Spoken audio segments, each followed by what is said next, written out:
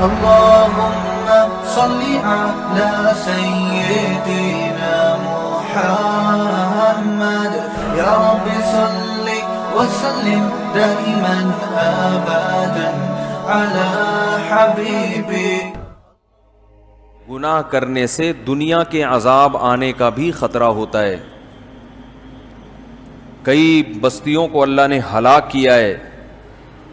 کسی کو سیلاب سے، قرآن میں آتا ہے فَكُلًّا أَخَذْنَا بِذَنبِهِ، جتنی بستیوں نے نافرمانی کی پچھلی امتوں میں ہم نے ہر ایک کو اس کے گناہ پہ پکڑا ہے.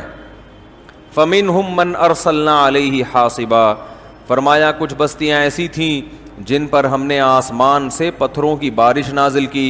وَمِنْهُمْ مَنْ خَسَفْنَا بِهِ الْأَرْضَ، کچھ بستیوں کو ہم نے زمین میں دھنسایا. وَمِنْهُمْ مَنْ أَخَذَتْهُ الصَّيْحَةُ، کچھ بستیاں ایسی تھیں جن کو زوردار آواز نے پکڑا اور ان کے کلیجے پھٹ گئے. وَمِنْهُمْ مَنْ أَغْرَقْنَا، کچھ لوگ ایسے تھے جن کو ہم نے سمندر میں غرق کر دیا، جیسے فرعون کو اور نوح علیہ السلام کی قوم کو. بہت تباہیاں زمین میں آتی رہی ہیں انسان کی نافرمانی کی وجہ سے. یہاں پر جو مذہب کے مخالف لوگ ہیں نا، وہ ایک اعتراض اٹھاتے ہیں کہ بھائی ہم تو دیکھتے ہیں کہ زلزلہ کیوں آ رہا ہے، وہ زمین کی پلیٹیں دائیں بائیں، زمین کا بیلنس تھوڑا سا آؤٹ ہوتا ہے تو کیا آ جاتا ہے. بول لو بھائی، ابھی آ نہیں رہا آپ کے بولنے سے، انشاءاللہ آئے گا نہیں، اللہ نہ کرے آئے. ویسی جنرل نالج کے لیے کہ وہ پلیٹیں کیا ہو جاتی ہیں، دائیں بائیں ہو جاتی ہیں، بیلنس آؤٹ ہوتا ہے. زمین سے اتنی گیس نکل رہی ہے، پیٹرول نکل رہا ہے، تو جو خالی جگہ ہوگی وہ بھی تو پر ہوگی نا.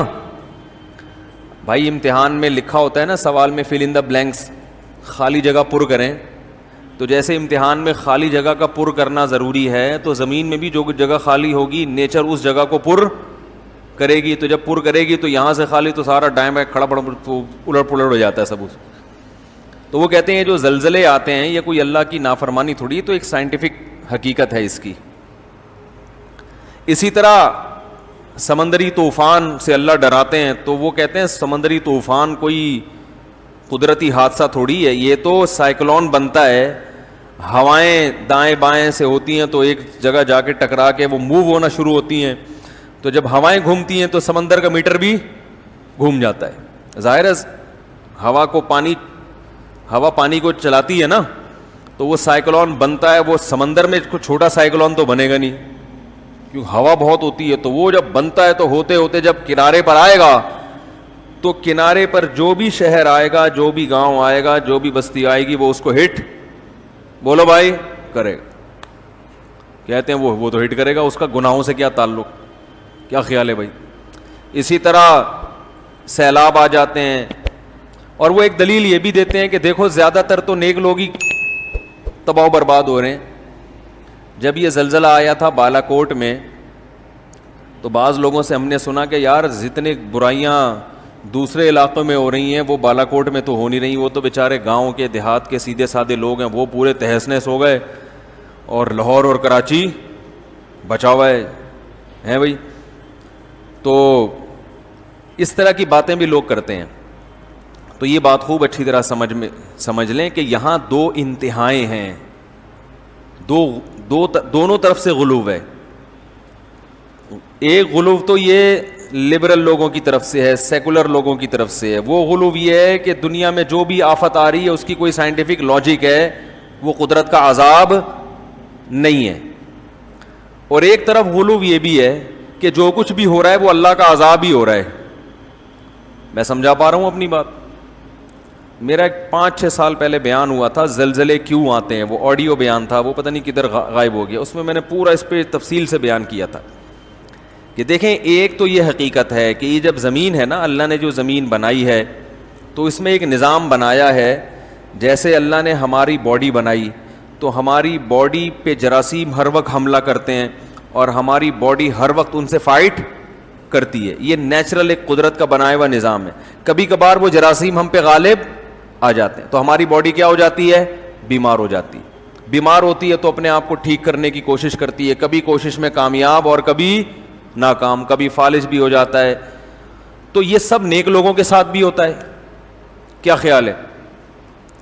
اللہ کا نظام ہے بھائی. ابراہیم علیہ السلام نے قرآن میں کیا کہا؟ وَإِذَا مَرِضْتُ فَهُوَ يَشْفِينِ، جب میں بیمار ہوتا ہوں تو مجھے اللہ شفا دیتا ہے. تو یہ بھی تو ایک حادثہ ہے نا باڈی کے ساتھ. تو جیسے انسانی باڈی کے ساتھ حادثہ ہونا ہمیشہ اس کی علامت نہیں ہے کہ اللہ کا عذاب آ رہا ہے، تو ایسے ہی زمین کے پر بھی مختلف قسم کی آفتیں ہر وقت حملہ کرتی رہتی ہیں. زلزلے بھی، قرآن کہتا ہے کہ ہم نے زمین کے بیلنس کو برقرار رکھنے کے لیے بڑے بڑے پہاڑ اس پہ ڈال دیے ہیں جو میخوں کی طرح گڑ گئے ہیں. اس کا مطلب کیا ہے کہ زمین ڈس بیلنس، بولو نا بھائی، ہوتی ہے. زمین ڈس بیلنس ہوگی تبھی تو اس کو بچانے کے لیے پہاڑ ہیں. ہاں اسی وجہ سے دیکھو پہاڑی علاقوں میں زلزلے زیادہ آتے ہیں، اس لیے کہ وہاں زمین زیادہ ڈس بیلنس تھی، تبھی اللہ نے کیلیں ٹھوک دی نا. پتہ نہیں کیا ہو گیا آپ لوگوں کو، میں چھوڑ کے اچھا بھلا تیار کر کے گیا تھا 1.5-2 مہینے میں پھر ویسے ہی ہو گئے. آپ اسی کے لیے بیٹھے ہوئے، یہ ہر وقت یوں گھماتے رہتے ہیں کہ اس کو پیچھے کرو. ڈاکٹر ذاکر نائک سے کسی نے سوال پوچھا تھا کہ اگر پہاڑوں سے زمین کا بیلنس قائم ہوتا ہے تو پہاڑی علاقوں میں زلزلے زیادہ کیوں آتے ہیں؟ انہوں نے بڑا پیارا جواب دیا کہ یہ ایسا ہی ہے کہ ہسپتال اگر بنے ہیں مریضوں کو شفا دینے کے لیے تو سب سے زیادہ مریض ہسپتال میں کیوں ہوتے ہیں؟ نہیں یہی بات سمجھ میں بھائی، اسپتال کا مقصد کیا ہوتا ہے؟ مریض ٹھیک ہو جائیں. تو آپ کو ہسپتال کے علاوہ اتنے مریض نظر نہیں آئیں گے، سب سے زیادہ مریض کہاں نظر آئیں گے؟ تو بھائی وہیں ہسپتال، مریض ہیں تو ہسپتال ہے نا. انہی مریضوں کو تو ٹھیک کرنے کے لیے، تو صحت مندوں کو ٹھیک کرنے کے لیے تھوڑی ہوتے ہیں ہسپتال. تو اللہ نے قرآن میں فرمایا ہم نے زمین کے بیلنس کو قائم رکھنے کے لیے اس میں بڑے بڑے پہاڑ میخوں کی طرح گاڑ دیے ہیں. اور یہ میخ کہتے ہیں کیل کو نا. تو یہ بھی ایک سائنٹیفک حقیقت ہے کہ پہاڑ جیسے کیل جو ہے نا جب ٹھوکی جاتی ہے تو اس کے جڑ زیادہ اندر ہوتی ہے اوپر سے کم. تو یہ پہاڑ جو ہے نا جتنے اوپر ہوتے ہیں اس سے زیادہ نیچے ہیں. ان کی جڑیں پھیلی ہوئی ہوتی ہیں، پورا ایک پہاڑ ہوتا ہے جو اندر دھسا ہوا ہوتا ہے. تو دیکھو اللہ نے کیسے 1400 سال پہلے بتا دیا تھا کہ یہ کیل کی طرح ہے، یعنی اس میں اشارہ دے دیا کہ یہ اندر زیادہ ہے باہر کم ہے. تو اللہ تعالیٰ نے انہی علاقوں میں پہاڑ زیادہ قائم کیے جہاں ڈس بیلنس ہونے کا خطرہ زیادہ تھا. تو اگر یہ پہاڑ نہ ہوتے تو یہ بہت ہچکولے کھاتی زمین، لیکن اللہ نے وہاں پہاڑ ڈال دیے. لیکن کبھی کبھار ڈس بیلنس ہوتی ہے کیونکہ اللہ نے یہ کہا ہی نہیں کہ میں نے اس کائنات کو بنایا تو اب اس پہ کوئی حادثہ ہی نہیں آئے گا. تھوڑا سا اللہ نے ایسا آپشن رکھا ہے کہ کچھ نہ کچھ. دیکھو اللہ ہمیں ایسا بھی بنا سکتے تھے کہ ہم بیماری لیس ہو جاتے بالکل. کیا خیال ہے؟ ہمارے جراثیم جو ہم پر حملہ کرتے تو ہمارے جراثیم جو ان سے فائٹ کرتے وہ اتنے طاقتور ہوتے کہ ہمیشہ ان پہ غالب ہی آتے رہتے، پھر ہم کبھی بھی بیمار نہ ہوتے. لیکن اللہ کی حکمت نے اس کا تقاضا کیا کہ ایسا نہ ہو. کیوں تقاضا کیا وہ میں ابھی انشاءاللہ بتا رہا ہوں. ایسا کیوں کیا اللہ نے کہ تھوڑا سا رکھا ہے کہ بھئی کچھ حملہ بھی ہوگا. تو اللہ نے پہاڑ زمین پہ قائم کیے زمین کے بیلنس کو برقرار رکھنے کے لیے، مگر اتنا اچھا سسٹم نہیں کر دیا کہ ذرا سا زلزلے کا امکان ہی ختم ہو جائے. تھوڑا بہت اونچ نیچ، بولنے میں کوئی جا رہا ہے یار، تھوڑی بہت اونچ نیچ ہوتی رہے گی. اس میں کیا حکمت ہے میں اس کی طرف ابھی آ رہا ہوں. تو یقیناً ایسا ہوتا ہے کہ ہر عذاب قدرت کی طرف سے، ہر حادثہ قدرت کی طرف سے عذاب نہیں ہوتا. ساری دنیا کے سارے لوگ نیک بن جائیں پھر بھی سمندر میں سائیکلون بنیں گے. یہ تو ایک قدرت کا نظام ہے. ہوائیں جب چلیں گی تو سب کچھ ہوگا. جیسے آپ کی باڈی پہ حادثہ وہ تو زیادہ خطرناک ہوتا ہے نا زمین پہ حادثے سے، وہ تو ڈائریکٹ آپ پہ حملہ ہو گیا نا. تو آپ کتنے ہی نیک بن جائیں جراثیم آپ کو نہیں چھوڑیں گے. تو کتنے ہی نیک بن جائیں یہ قدرتی حادثے بھی آپ کی جان، بولو بھائی، نہیں چھوڑیں. پھر قدرتی حادثے تو وہ ہوتے ہیں جن کی کوئی سائنٹیفک لاجک ہو، اور ایک حادثے وہ ہوتے ہیں، یعنی سائنٹیفک لاجک کا میرا مقصد یہ ہے کہ وہ قیامت تک ہوتے رہیں گے. یعنی زمین کو اللہ نے بنایا ہی ایسا ہے کہ یہ کچھ نہ کچھ اٹک پٹک اس میں چلتی رہے گی. ہوا کا کبھی یہاں خلا پیدا ہو گئی تو ہوا جب آئے گی، اب دیکھو حبس ہوتا ہے نا تو ویکیوم بن جاتا ہے. تو پھر جب ہوا آتی ہے تو پھر بہت اسپیڈ سے آتی ہے, کہاں ہوا کو ترس رہے ہوتے ہیں, پھر جب ہوا آتی ہے تو 5-6 بندے اڑا کے کیا کریں, وہ ہلکے لوگ تو اسی میں اڑ جاتے ہیں. تو یہ سب چیزیں نیچرل ہیں. تبھی آپ دیکھیں حضرت عمر کے دور میں مدینہ میں قحط پڑا ہے, حالانکہ حضرت عمر کا دور تو عدل و انصاف کا اس سے بہتر دنیا میں کوئی مثال ملتی نہیں ہے, لیکن مدینہ میں, اور قحط بھی کہاں پڑا, مدینہ میں قحط پڑا. اتنے پیارے لوگ, اتنی بہترین حکومت, مگر قحط کی یہ حالت تھی کہ حضرت عمر نے حدود ساقط کر دی کہ چور کا ہاتھ نہیں کاٹا جائے گا, اس لیے کہ ایسے بھوک سے لوگ تڑپ رہے ہیں کہ بھائی ابھی بھی ہم چور کا ہاتھ کاٹیں تو ہو سکتا ہے بیچارے نے اپنا پیٹ بھرنے کے لیے کہیں چور, جان بچانا تو فرض ہے نا بھائی, مسجد کے چپل چورانا جائز نہیں ہے, اس لیے کہ کوئی چور سمجھے کہ یار میں بھی مجبور ہوں ننگے پاؤں, تو لیکن جان بچانا تو فرض ہے نا. تو جان بچانے کے لیے حضرت عمر نے کہا ہو سکتا ہے بیچارہ جان بچانے کے لیے چوری کر رہا ہو, تو وہ چور کے ہاتھ کاٹنا کیا کر دیا, بند کر. ایسا قحط پڑا تھا. تو یہ قحط بھی پڑتا آ رہا ہے, مسلمان بھی اس سے ہلاک ہوئے ہیں, غیر مسلم بھی ہلاک ہوئے ہیں, کیونکہ اللہ کا ایک بنایا ہوا نظام ہے, کبھی قحط ہوگا, کبھی بارشیں ہوں گی, کبھی زلزلہ آئے گا, کبھی طوفان آئے گا. اسی طرح جب بارش ہوتی ہے, اب مجھے یاد ہے کراچی میں چند سال پہلے بارش ہوئی تو اتنی اسپیڈ سے بارش ہوئی ہے کہ کھارادر ڈوب گیا, اس میں کروڑوں روپے کی مالیتوں کا لوگوں کا نقصان ہوا. ایک صاحب کا کتابوں کا اسٹاک تھا, ان کا بزنس تھا, وہ پورا گودام پانی میں ڈوب گیا. یا تو بارش ہو نہیں رہی تھی, ہوئی ہے تو پورا گودام ڈوب گیا. اب جن کا گودام ڈوبا وہ میرا خیال ہے کھارادر کے سب سے نیک آدمی وہی تھے ہیں.